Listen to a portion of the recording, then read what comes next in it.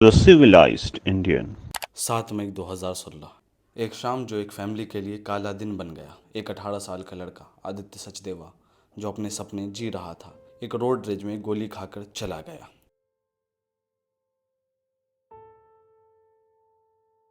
आदित्य सचदेवा पढ़ाई में एक अच्छा लड़का था, गया का रहने वाला था। 7 मई 2016 की शाम वो अपने 4 दोस्त के साथ एक बर्थडे पार्टी से वापस आ रहा था। क्या सोचा होगा उसने कि एक छोटी सी बात, एक कार को ओवरटेक करना उसकी जान ले लेगा। और इसमें विलेन कौन था?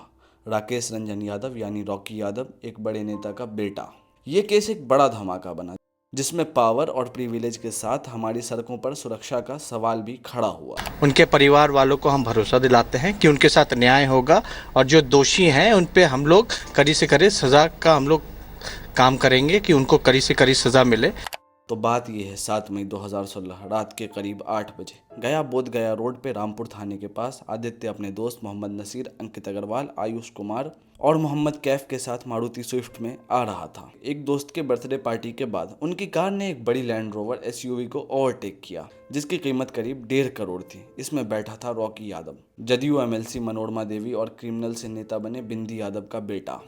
रॉकी को ये बात बिल्कुल नहीं भाई कि कोई छोटी कार उसकी एसयूवी से आगे निकल जाए। उसने अपने बॉडीगार्ड राजेश कुमार और कजन तेनी यादव के साथ आदित्य की कार का पीछा किया। एसयूवी ने स्विफ्ट को रोक दिया और फिर शुरू हुआ तमाशा। रॉकी के पास एक लाइसेंस्ड इटालियन बेरेटा पिस्टल थी। उसने आदित्य और उसके दोस्तों को पीटा, एक गोली हवा में चलाई। जब आदित्य की कार भागने लगी, रॉकी ने दोबारा गोली चलाई। एक गोली कार के पीछे वाली खिड़की से अंदर जाकर आदित्य के सर के पीछे लगी। लोग आदित्य को हॉस्पिटल ले गए पर आदित्य को बचाया नहीं जा सका। एक 18 साल का लड़का बस एक पल में चला गया। मेरे बच्चे का 12th का रिजल्ट निकले, उससे पहले उसका रिजल्ट निकले। उनको मदर डे पे गिफ्ट मेरा बेटा देके गया ना अपनी मौत।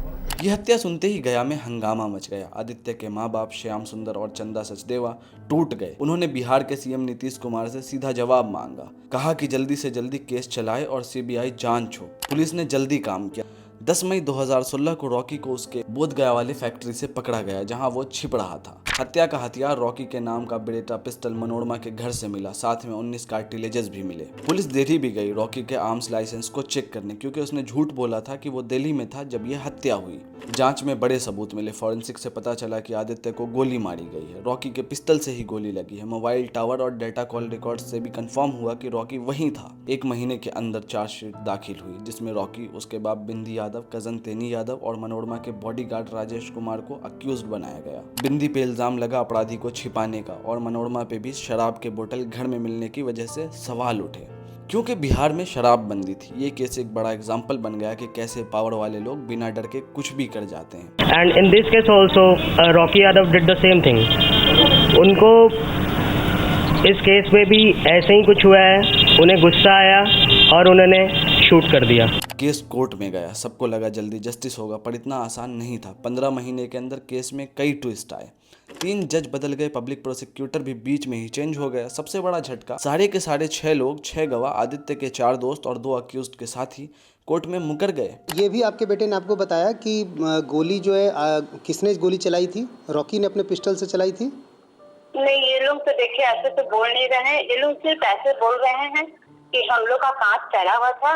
हम लोग ने खाली सुना कि हम गाड़ी रोकोगे नहीं, हम रॉकी यादव के बेटे हैं। फिर भी प्रोसिक्यूशन ने सॉलिड केस बनाया। 31 अगस्त 2017 को एडिशनल डिस्ट्रिक्ट जज सचिदानंद सिंह ने रॉकी, टेनी और राजेश को हत्या का दोषी ठहराया। 6 सितंबर 2017 को सुप्रीम कोर्ट के डेडलाइन से पहले रॉकी और उसके 2 साथियों को उम्र कैद और 1 लाख रुपए का जुर्माना, टेनी और राजेश को 10,000 रुपए का जुर्माना और बिंदी को 5 साल की सजा और 50,000 रुपए का जुर्माना मिला। देखिए, ये जुमला है। पर यहाँ पर ट्विस्ट आया। 20 जुलाई 2023 को पटना हाई कोर्ट ने रॉकी को जमानत दे दी, क्योंकि कोई गवाह कोर्ट में उसके खिलाफ बोलने ही नहीं आया। अब एक्स पे लोग बोल रहे हैं कि रॉकी 2025 के बिहार इलेक्शन में लड़ने की तैयारी कर रहा है। ये बात सुनकर आदित्य के माँ बाप ने सीबीआई में जांच की मांग की है, क्योंकि उन्हें लगता है कि सच छिपाया जा रहा है। बिल्कुल, अब तो हम सीबीआई जांच चाहते हैं। पहले तो हम मांग रहे थे फास्ट ट्रैक, अब तो सीबीआई जांच तुरंत। रॉकी का परिवार कोई साधु संत नहीं था। उसका बाप बिंदी यादव, जिसे टेरर ऑफ गया कहते हैं, एक खतरनाक क्रिमिनल था। 1990 में गया, जहानाबाद, अरवल में बिंदी और उसके साथी बच्चू यादव ने इतना आतंक मचाया कि बिजनेसमैन वहां से भाग गए। बिंदी पे 2001 में 2 बिजनेसमैन जय कुमार जैन और बाबिल जैन की किडनैपिंग के केस लगे। 2011 में बिंदी को पुलिस ने पकड़ा जब उसके व्हीकल से एक्सप्लोसिव्स, राइफल्स और AK-47 की 4000 कार्टिलेजेस मिले, जो वो नक्सलियों को देने वाला था। बिंदी के खिलाफ 2 दर्जन से ज्यादा मर्डर, किडनैपिंग और डेकोइटी के केस हैं। फिर भी नीतीश कुमार के जेडीयू ने 2015 में बिंदी को पार्टी में ले लिया ताकि इलेक्शन में मसल पावर मिले। उसकी बीवी मनोरमा देवी जदयू MLC थी और 2003 से 2009 तक काउंसिल पोल्स में बिंदी की प्रॉक्सी बन के रही। रॉकी खुद भी शरीफ नहीं था, उस पे पहले भी गोली चलाने का केस था और उसके बाप ने कहा था कि आदित्य को गोली गलती से चली। 2023 के बाद से रॉकी जेल से बाहर है और एक्स पे लोग बोल रहे हैं कि वो 2025 के बिहार इलेक्शंस में लड़ने का प्लान कर रहा है। आदित्य के माँ बाप CBI की जांच मांग रहे हैं क्योंकि उन्हें लगता है कि केस में पूरा सच सामने नहीं आया है। कई सवाल अब भी हैं। सारे गवाह क्यों मुकर गए? क्या किसी ने उन पर दबाव बनाया? रॉकी के परिवार के रोल की और गहरी जांच क्यों नहीं हुई? ये केस हमारे जस्टिस सिस्टम की कहानी दिखाता है, जहां पावर सच्चाई पे भारी पड़ता है। आदित्य के गम को याद करके सोचना पड़ता है, क्या सच में पूरा इंसाफ हुआ या छुप गया? आदित्य की कहानी दिल तोड़ देती है, दिखाती है कि पावर के सामने इंसाफ कितना कमजोर हो जाता है, पर उसकी याद को हम CBI जांच की मांग करके जिंदा रख सकते हैं। हर सच सामने आना चाहिए और इंसाफ सिर्फ होना नहीं, दिखना भी चाहिए।